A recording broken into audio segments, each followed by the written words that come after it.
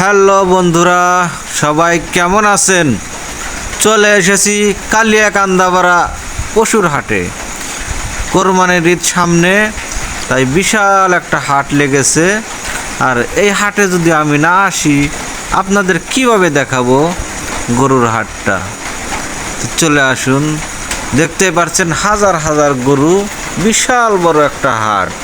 আর এই হাটে কিন্তু হাজার হাজার গরু আসে, আর বিভিন্ন জায়গা থেকে পাইকাররা চলে আসে গরু কেনার জন্য।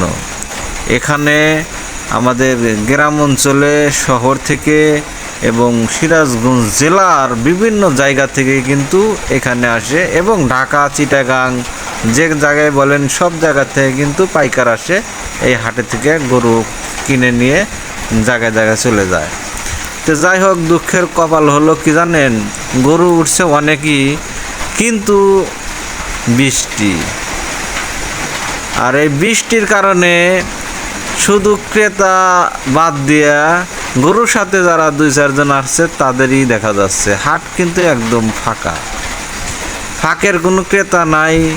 দেখতে পাচ্ছেন বৃষ্টির জন্য একদম সবাই যার যার মতো মাথায় হাত দিয়ে বসে আছে। সবাই হতাশ হয়ে আছে যে কি করা যাবে। এত দামের গরু, এত বড় বড় গরু, এই গরু যদি আবার রিটার্ন বাড়িতে নিয়ে যাওয়া হয় তাহলে কি হবে? সবাই একটু হতাশা নিয়েই বসে আছে।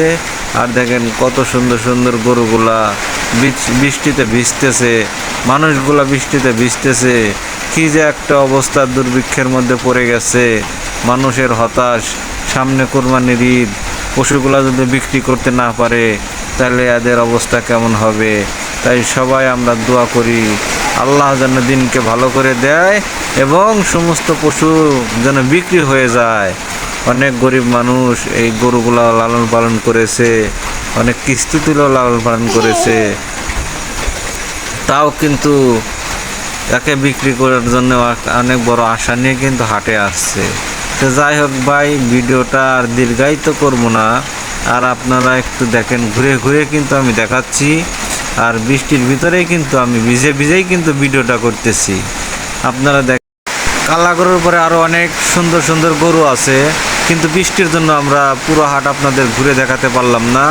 যাই হোক, যতটুকু দেখেছেন, এবং আরও নতুন নতুন ভিডিও পাইতে হলে আমাদের সাথে থাকবেন এবং সুন্দর সুন্দর ভিডিও উপহার পাবেন।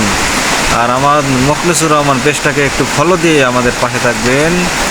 এই বলেই আজকের ভিডিওটা এখানেই। নতুন ভিডিওর আশা নিয়ে আবার শুরু করব কালকে। আলহামদুলিল্লাহ।